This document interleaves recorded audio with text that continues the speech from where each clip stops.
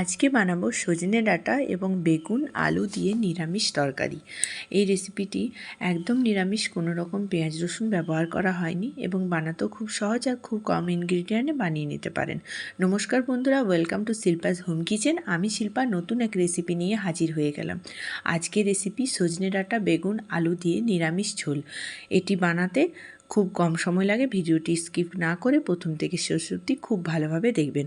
প্রথমে কড়াইয়ে নিয়ে নিয়েছি সর্ষের তেল।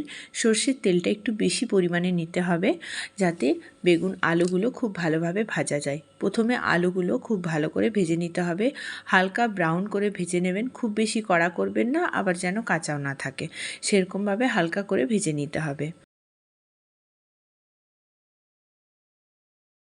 আলু বেগুন এসব যদি ভেজে ব্যবহার করা হয় রান্নাতে, রান্নার কিন্তু স্বাদ অনেক বেশি হয়। এরপর বেগুনগুলো সেমভাবে দিয়ে দেব তেলের মধ্যে। বেগুনগুলো সেমভাবে ভেজে নেব, হালকা ব্রাউন করে ভেজে নিতে হবে।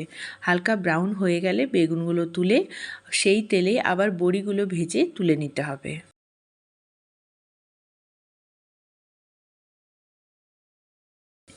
বড়িগুলো লাল করে ভেজে নিতে হবে, তারপর তুলে নিতে হবে। এরপর সেই তেলের মধ্যেই দিয়ে দেবো কালো জিরে ফোড়ঙে, আর দিয়ে দেবো কাঁচা লঙ্কা আর দুটো তেজপাতা, আর দিয়ে দিয়েছি একটা টমেটো কেটে নিয়েছিলাম বড় বড় করে। কিছুটা আদা বাটা দিয়েছিলাম, আর দিয়ে দিয়েছিলাম লবণ, সামান্য অল্প লবণ প্রথমে দিয়েছিলাম টমেটোগুলো ভেজে নেওয়ার জন্য, আর বাকি লবণটা পরে অ্যাড করব। তারপর দিয়ে দিয়েছি জিরে গুঁড়ো, হলুদ গুঁড়ো। জিরে গুঁড়ো হলুদ গুঁড়োটা দিয়ে আবার কিছুক্ষণ ভেজে নিয়ে দিয়ে দেবো আবার অল্প একটু লবণ। লবণটা আমি দুবার ব্যবহার করেছি যাতে পরিমাণটা ঠিকমতো হয়। এরপর আমি দিয়ে দেবো সজনে ডাঁটাটা। সজনে ডাঁটা আগের থেকে ভেজে নেওয়া হয়নি, একটু কাঁচা গন্ধ থাকবে, তাই প্রথমে সজনে ডাঁটাটা দিয়ে অল্প একটু ভেজে নিতে হবে। তারপর আলু বেগুনটা দিয়ে দিতে হবে।